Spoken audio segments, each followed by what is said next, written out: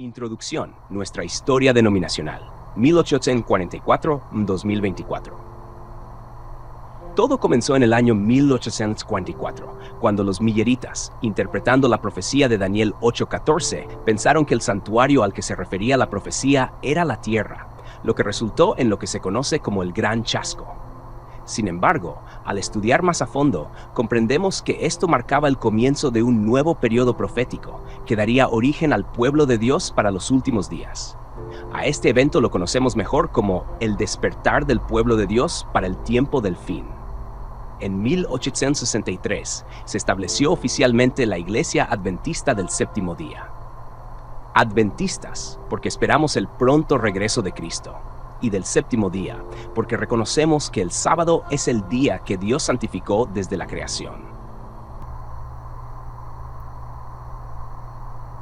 Por supuesto, quiero analizar el concepto de que este primer pueblo de Dios tiene dos etapas. Una primera etapa de perfección, pero con la oportunidad, con la libertad de poder elegir y escoger si querían permanecer perfectos o querían hacer una transformación en su configuración original, de su configuración original. Dios les dio esa libertad. Este pueblo de Dios es la característica, tiene la característica completa, esencial de lo que es el pueblo de Dios y será el pueblo de Dios por la eternidad. Siempre y por siempre el pueblo de Dios tendrá libre albedrío. Vamos a analizar esta situación porque el pueblo de Dios actual y el pueblo de Dios futuro tendrán las mismas características del pueblo de Dios original. Este análisis es fascinante, ya que conecta el concepto del libre albedrío con la identidad del pueblo de Dios a lo largo de la historia y en el futuro. Vamos a explorar cómo estas dos etapas en la historia de Adán y Eva, como primer pueblo de Dios, se relacionan con la libertad y el propósito eterno de Dios para su pueblo. 1. Primera etapa, la perfección con libre albedrío. Adán y Eva fueron creados en un estado de perfección. Esta perfección no solo abarcaba su pureza moral y física, sino también una relación sin interrupciones con Dios. Vivían en el jardín del Edén, un lugar diseñado por Dios como su morada, donde experimentaban su amor, cuidado y provisión. Tenían todo lo que necesitaban para ser felices y estar satisfechos. No había pecado, enfermedad ni muerte. En esta etapa, Adán y Eva eran perfectos, sin pecado, reflejando la imagen de Dios en carácter. Vivían en comunión directa con Dios, conversando con Él y disfrutando de su presencia. Eran libres para elegir, y esta libertad era esencial. Aunque vivían en un ambiente perfecto, Dios les dio una única prohibición: no comer del árbol del conocimiento del bien y del mal. Génesis 2:16. El libre albedrío en la primera etapa. El libre albedrío es clave en la identidad del pueblo de Dios. Dios no creó robots que lo obedecieran mecánicamente, sino seres humanos con la capacidad de tomar decisiones. Este libre albedrío es esencial porque sin la libertad de elegir, el amor y la obediencia no tendrían valor. Para que Adán y Eva pudieran amar verdaderamente a Dios y obedecerle, debían tener la capacidad de escoger seguir su voluntad o no. La prueba del árbol prohibido.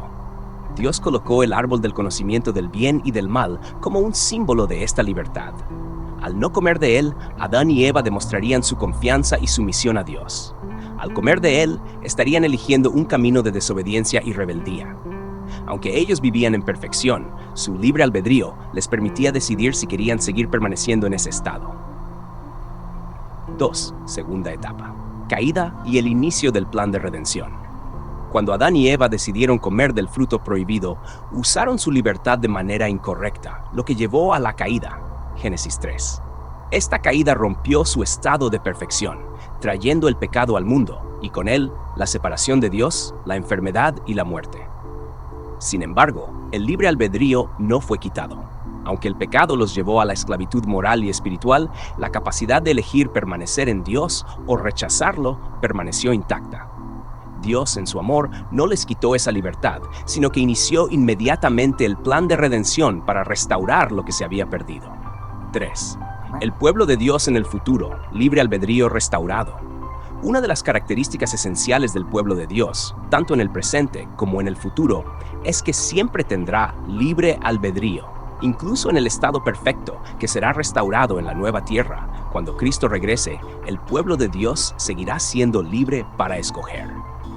El libre albedrío en la eternidad. Dios no eliminará el libre albedrío en el cielo o en la nueva tierra. Aunque seremos restaurados a un estado de perfección similar al de Adán y Eva antes de la caída, la libertad de elegir permanecerá. Sin embargo, en ese momento, el pueblo de Dios habrá pasado por la experiencia del pecado y de la redención, lo que transformará su relación con el libre albedrío. Una elección hecha para siempre. El pueblo de Dios en la eternidad será aquel que ha elegido a Cristo, y por lo tanto ya no estará bajo la tentación del pecado. La experiencia de la redención habrá demostrado de manera definitiva el amor de Dios y las terribles consecuencias del pecado. Habiendo conocido tanto el mal como el bien, los redimidos elegirán eternamente seguir a Dios por amor, no por obligación. Libre albedrío sin caída. Aunque los redimidos tendrán libre albedrío, no habrá posibilidad de una nueva caída, porque el plan de redención habrá sellado su decisión de seguir a Cristo para siempre.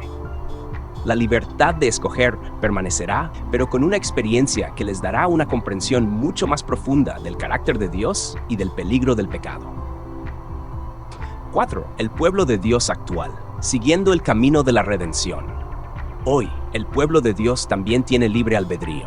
Los cristianos están llamados a escoger diariamente a Cristo, a permanecer en Él y a rechazar las tentaciones del pecado. La vida cristiana es una constante elección de seguir a Dios, incluso en medio de las pruebas y dificultades. Similitudes con el pueblo de Adán y Eva. Libertad para elegir. Así como Adán y Eva tuvieron la libertad de escoger obedecer o desobedecer, nosotros también tenemos la libertad de escoger seguir a Cristo o seguir nuestros propios deseos. Prueba de fidelidad. Aunque no vivimos en un estado perfecto, enfrentamos tentaciones y pruebas que nos desafían a demostrar nuestra fidelidad a Dios, como lo fue el árbol del conocimiento para Adán y Eva. Redención disponible. A diferencia de Adán y Eva antes de la caída, tenemos el privilegio de vivir en un tiempo donde Cristo ya ha venido y ha provisto la redención a través de su sacrificio en la cruz. Conclusión. El libre albedrío es una característica esencial del pueblo de Dios desde el principio, tanto en el Edén como en la eternidad futura. Aunque Adán y Eva fallaron en su elección, Dios ha ofrecido un camino de redención para restaurar esa libertad en un estado de perfección eterna. El pueblo de Dios siempre ha sido y siempre será libre para escoger, y esta libertad es lo que hace que el amor y la obediencia a Dios tengan verdadero valor. ¿Te gustaría profundizar en algún aspecto específico de este análisis? Fin de esta parte. La siguiente se titula Tema número 8 Vídeo 005-180. Maratón 1844 a 2024. Nuestra historia. Como pueblo de Dios.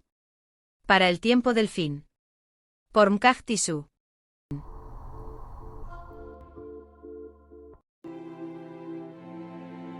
Para comentarios, escriba al correo electrónico conectatejm@gmail.com.